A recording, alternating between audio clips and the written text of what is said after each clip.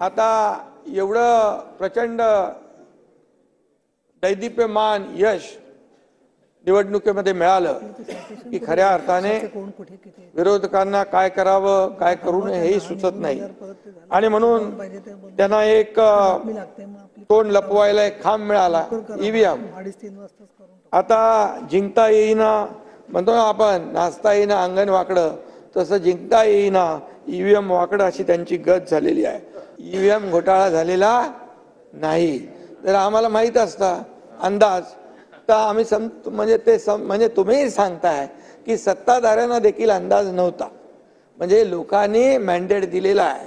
लाडक्या बहिणीने आम्हाला मतदान केलंय, लाडक्या भावाने आम्हाला मतदान केलंय, लाडक्या शेतकऱ्यांनी आम्हाला मतदान केलंय, लाडक्या ज्येष्ठांनी आम्हाला मतदान केलंय. त्यामुळे ही लँडस्लाइड विक्ट्री आहे. आणि म्हणून या ठिकाणी मी एवढंच सांगेल, बुडाला जळतंय आणि डोंगरावरची आग विझवायला पळतंय अशा प्रकारची परिस्थिती या ठिकाणी झालेली आहे.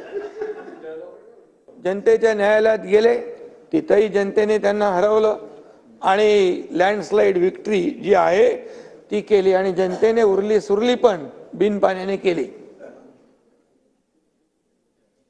वैयक्तिक मी कुणाच्याबद्दल बोलत नाहीये. आणि म्हणून आज आमच्या विरोधकांची अवस्था काय, ते इथे नाही खाली लागू होते. विरोधी पक्षनेता इथे आपल्या बरोबर आहेत.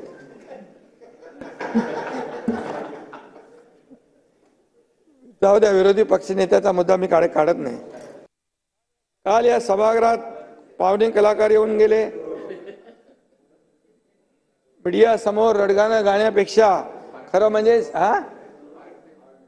सभागृहामध्ये येऊन बोललं पाहिजे, सभागृहामध्ये येऊन बाजू मांडली पाहिजे असं मला वाटतं. परंतु काही लोक फक्त पार्ट टाइम म्हणून या सभागृहाचा वापर करतात. मी जास्ती काही बोलत नाही, कारण मला टीका करण्याची सवय नाही. शेवटी मी आत्तापर्यंतच्या माझ्या राजकीय जीवनामध्ये, आयुष्यामध्ये मी कधी कमरेखालची टीका केली नाही. कधी मी म्हणजे मनाला वाईट वाटेल अशा प्रकारची टीका केली नाही. खोटं बोला पण रेटून बोला. बंद सम्राट घरात होते आणि फेसबुक लाईव्ह जोरात होते. त्यांच्या काळात हा महाराष्ट्र जणू समाधानानं जगणं विसरला होता. कुणी वैयक्तिक याच्यामध्ये घेऊ नये. आम्ही सगळे निर्बंध उठवले. सरकार आल्या पहिले तर सणांवरचा निर्बंध उठवला. मला वाटलं त्यावेळेस गोविंदा होता. आणि गणपती, नवरात्री सगळं आणि जनतेला मोकळा श्वास घेऊ दिला. इथे आमचे मित्र प्रवीण भाऊ दरेकरांनी पेन ड्राईव्हचं काहीतरी बोलले का तुम्ही? पेन ड्राईव्हचा गौप्यस्फोट केला. मला आणि देवेंद्रजींना अडकवून जेलमध्ये टाकण्याची कारस्थानं कशी शिजत होती हे त्यांनी उघड केलं. त्याच वेळी मुख्यमंत्र्यांच्या दालनात देखील कोणीतरी गेलं पुष्पगुच्छ घेऊन. म्हणजे एवढी टोकाची टीका निवडणुकीच्या दरम्यान किंवा सरकार स्थापन झाल्यानंतर एवढी टोकाची टीका करून, आरोप करून, एक तर तू राहशील नाही तर मी राहीन, एक सगळे किती लोकांचे नंबर याचा पण होता. प्रवीण दरेकर, देवेंद्रजी आणि प्रसाद लाड यांचे नंबर तयार होते आणि नावं तयार होती आणि किती भयंकर वागलात.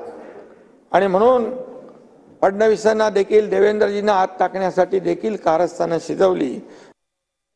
काही लोक म्हणाले बर्फाच्या लादीवर टाकून मारू, काही लोक म्हणाले लाडकी बहीण योजनेची इन्क्वायरी करू, लाडक्या भावाची इन्क्वायरी करू आणि सरकार आल्या सगळ्यांना जेलमध्ये टाकू. मी तर सांगितलं लाडक्या बहिणींसाठी एकदा काही 100 वेळा एकनाथ शिंदे जेलमध्ये जायला तयार आहे. पण तुम्हाला मी हेही सांगितलं त्यावेळेस, लाडक्या बहिणी लाडक्या भावांच्या बाजूनेच उभ्या राहतील, सावत्र भावांना त्यांची जागा दाखवतील हे मी सांगितलं होतं तेव्हा. आणि सावत्र भावांना जागा दाखवली.